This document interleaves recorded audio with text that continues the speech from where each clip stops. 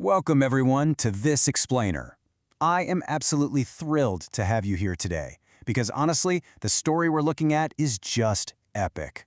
Our main character today isn't a person, or an empire, or some grand army. It's actually a specific piece of geography. We're talking about a sanctuary built of brick, stone, and wood that has witnessed the absolute pinnacle of human spiritual awakening, survived total abandonment, weathered literal and metaphorical storms, and even fought a 50-year legal battle just to open its doors. We are exploring the Mahabodhi Temple, a 2,500-year journey of enlightenment, resilience, and resurrection. Now, to really understand why this site matters so much, we have to look at the ultimate stakes, and those were established by the founder of Buddhism himself. As he lay on his deathbed at Kushinagar, the Buddhist spoke to his only companion, Ananda, and he left some very specific instructions for his followers. He said that after his passing, Buddhists should make pilgrimages to 4 specific sites: the site of his birth, his first sermon, his death, and right here, Bodh Gaya, the exact location where he attained enlightenment. This single instruction instantly transformed this patch of earth into an eternal sanctuary for Buddhist pilgrims all over the world. Okay, let's dive into this. Here's a quick roadmap of our journey today. We're going to cover the moment of awakening, building a sacred monument, the immortal Bodhi Tree, the battle for liberation, and finally, a global beacon today. Section 1. The Moment of Awakening. The Genesis of a Global Sanctuary. Let's transition back about 2,500 years. Imagine a young prince named Siddhartha Gautama wandering from place to place in present-day Bihar, India. He was desperately seeking an end to human suffering, and that search brought him to a spot roughly 15 kilometers from Gaya. He sat down beneath a peepal tree and meditated for 3 straight days. On the 3rd day, he attained Bodhi. That's the ultimate knowledge, wisdom, or enlightenment he'd been seeking all along. In this exact spot, in this specific moment of awakening, Gautama transformed into the Buddha. And because of that single, profound event, this location became the spiritual epicenter for millions. Section 2. Building a Sacred Monument. Bricks, Thrones, and Ancient Architecture. So, you might be wondering, how do we physically memorialize such a profoundly abstract spiritual event? Well, you build. The first person to do this on a truly grand scale was the Mauryan Emperor Ashoka in the 3rd century BCE, which is about 250 years after the Buddha attained enlightenment. Now, often pilgrims will arrive expecting to see his original construction, but in reality, Ashoka's 3rd century BCE structure, including a monastery he built, is actually lost to time. His greatest surviving contribution is the Vajrasana, or diamond throne, which marks the exact spot of meditation. The magnificent temple that pilgrims venerate today is actually a successor. It was built during the Gupta era around the 5th or 6th century CE, making it one of the most impressive and oldest surviving brick temples in all of India. And it's really defined by that towering 180-foot shikara, or tower. And this building brilliantly illustrates the melting pot of cultures that contributed to the sanctuary over the years. When you look closely at this Gupta era construction, you see a stunning architectural blend. It's got Gandharan-style columns which were influenced by the Kushana era. But then, if you look way up at the top of that tapering tower, you'll find an amalaka, a large disc capped by a kalasha, which is a pot-shaped finial. These are design elements that are surprisingly similar to later Hindu temple architecture. And surrounding all of this are these 2-meter-high Vedaka railings, intricately carved in sandstone and granite with Jataka tales, which are stories of the Buddha's previous lives. The building itself is quite literally a physical record of the diverse devotion poured into the sanctuary over centuries. Section 3. The Immortal Bodhi Tree. The Cycle of Destruction and Rebirth. Let's shift our focus from the exquisite brickwork to the living, breathing heart of the sanctuary. The Bodhi tree outside the shrine is just as vital to pilgrims as the temple itself. But, a tree is a living organism, right? It literally cannot live for 2,500 years. So, how is it still there? Well, it operates on this almost rhythmic cycle of destruction and rebirth. Step 1, the tree dies or gets destroyed. For example, British archaeologist Sir Alexander Cunningham realized the tree was dying in 1862, and it was finally wiped out completely by a great storm in 1876.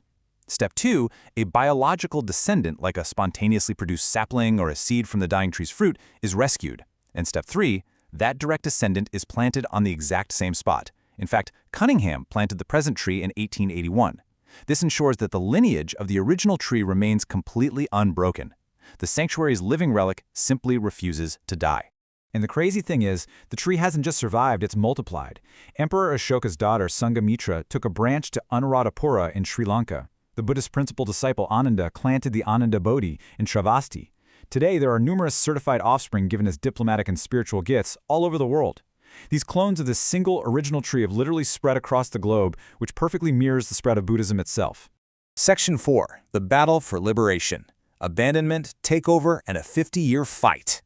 So far, we've mostly talked about spiritual triumph. But history is rarely that simple, is it? By the 8th and 9th century CE, Buddhism in the Indian subcontinent began to decline. Following the defeat of local dynasties by the Delhi Sultanate, the magnificent Mahabodhi Temple was largely abandoned.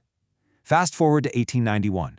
Imagine being Anagarika Dharmapala, a devout Buddhist pilgrim, arriving at the absolute holiest site of your faith, the very place the Buddha himself told you to visit. He was taken aback. He arrived to find the sanctuary completely taken over by Shaivite priests. The idol of the Buddha had been transformed into a Hindu icon, and incredibly, Buddhists were entirely banned from entry and worship. This global sanctuary had been totally locked away from its own pilgrims. This sparked an epic international movement to liberate the sanctuary, and the timeline here is just fascinating. In 1885, it was actually an English poet, Sir Edwin Arnold. He was the author of The Light of Asia, who began publishing articles highlighting the ruined state of the monument. In 1891, Arnold, along with Dharmapala and Sri Lankan monks, formed the Mahabodhi Society. They immediately took the issue straight to the courts. What followed was an exhausting, protracted legal battle that lasted over 50 years.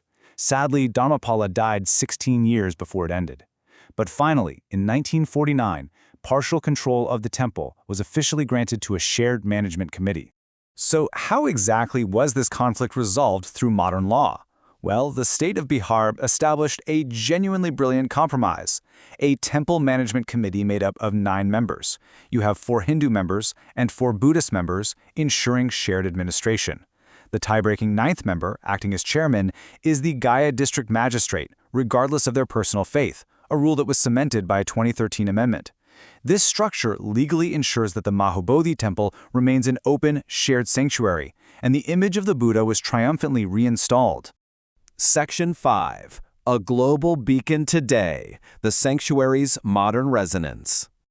After centuries of construction, destruction, abandonment, and legal battles, what is the status of the Mahabodhi Temple right now? Well, 289. That is the number of kilograms of pure gold that the king and the people of Thailand gifted to the Mahabodhi Temple in 2013.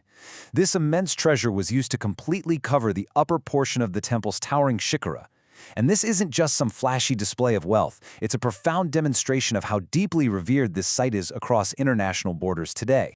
The sanctuary's legacy has quite literally exploded globally. It's meticulously maintained as a protected monument under the Archaeological Survey of India. In 2002, its universal cultural value was recognized when it was declared a UNESCO World Heritage Monument. Its architectural influence is so vast that near-identical copies of the Mahabodhi Temple have been painstakingly built in China, Myanmar, and Thailand.